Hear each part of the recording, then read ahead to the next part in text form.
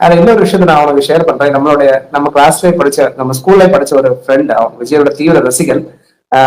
அன்னைக்கும் ரசிகரா தான் இருக்கா, இன்னைக்கு ரசிகரா தான் இருக்கா.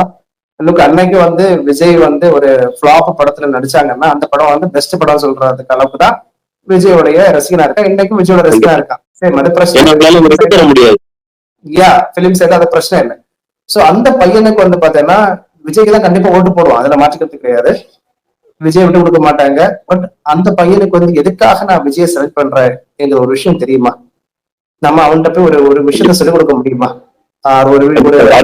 சொல்லி கொடுத்தாலுமே எனக்கு விஜய் தான் கடவுள் அப்படின்னு சொல்லுவோம். யா, அங்கதான் பிரச்சனை இருக்கு. கமலஹாசன கடவுளா நினைச்சாங்க, இப்ப கமலஹாசன் ஏமாத்திட்டு போயிட்டாரு.